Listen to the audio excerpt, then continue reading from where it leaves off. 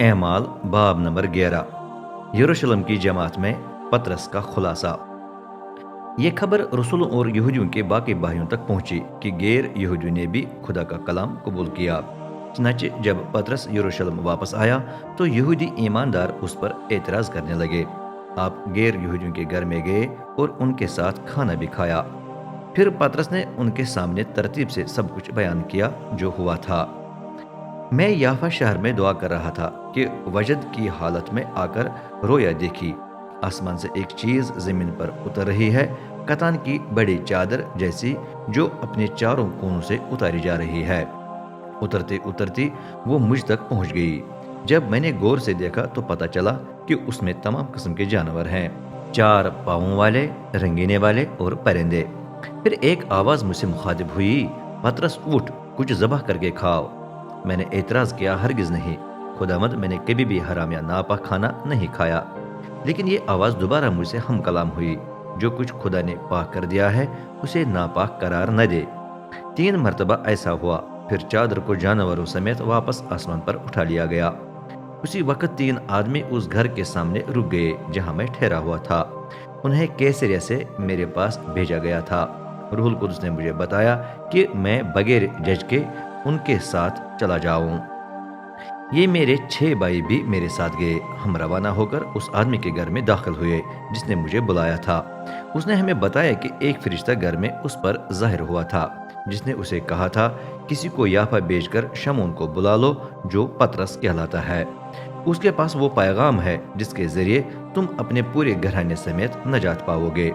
جب میں وہاں بولنے لگا تو روح القدس ان پر نازل ہوا، بالکل اسی طرح جس طرح وہ شروع میں ہم پر ہوا تھا۔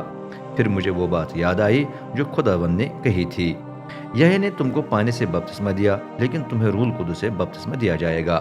خدا نے انہیں وہی نعمت دی جو اس نے ہمیں بھی دی تھی، جو خداوند عیسیٰ مسیح پر ایمان لائے تھے۔ تو پھر میں کون تھا کہ خدا کو روکتا؟ پطرس کی یہ باتیں سن کر یروشلم کے ایماندار اعتراض کرنے سے باز آئے اور خدا کی تمجید کرنے لگے۔ انہوں نے کہا، تو اس کا مطلب ہے کہ خدا نے غیر یہودیوں کو بھی توبہ کرنے اور ابدی زندگی پانے کا موقع دیا ہے۔ انطاکیہ میں جماعت۔ جو ایماندار ستفنس کی موت کے بعد کی اظہار ثانی سے بکھرے گئے تھے، وہ فینیکے، قبرص اور انطاکیہ تک پہنچ گئے۔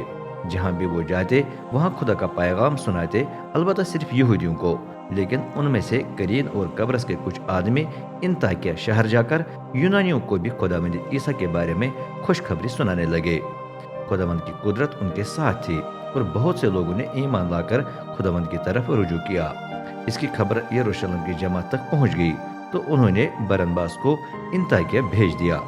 جب وہ وہاں پہنچا اور دیکھا کہ خدا کے فضل سے کیا کچھ ہوا ہے تو وہ خوش ہوا۔ اس نے ان سب کی حوصلہ افزائی کی کہ وہ پوری لگن سے خداوند کے ساتھ لپٹے رہے۔ برنباس نیک آدمی تھا جو روح القدس اور ایمان سے معمور تھا۔ چنانچہ اس وقت بہت سے لوگ خداوند کی جماعت میں شامل ہوئے۔ اس کے بعد وہ ساؤل کی تلاش میں ترسوس چلا گیا۔ جب اسے ملا تو وہ اسے انطاکیہ لے آیا۔ وہاں وہ دونوں ایک پورے سال تک جماعت میں شامل ہوتے اور بہت سے لوگوں کو سکھاتے رہے۔ انطاکیہ پہلا مقام تھا جہاں ایماندار مسیحی کہلانے لگے۔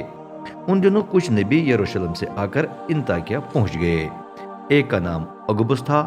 وہ کھڑا ہوا اور روح القدس کی معرفت پیش گوئی کی کہ روم کی پوری مملکت میں سخت کال پڑے گا۔ یہ بات اس وقت پوری ہوئی جب شہنشاہ کلودیوس کی حکومت تھی۔ اگبس کی بات سن کر انطاکیہ کے شاگردوں نے فیصلہ کیا کہ ہم میں سے ہر ایک اپنی مالی گنجائش کے مطابق کچھ دے تاکہ اسے یہودیہ میں رہنے والے بھائیوں کی امداد کے لیے بھیجا جا سکے۔ انہوں نے اپنے اس ہدیے کو برنباس اور ساؤل کے سپرد کر کے وہاں کے بزرگوں کو بھیج دیا۔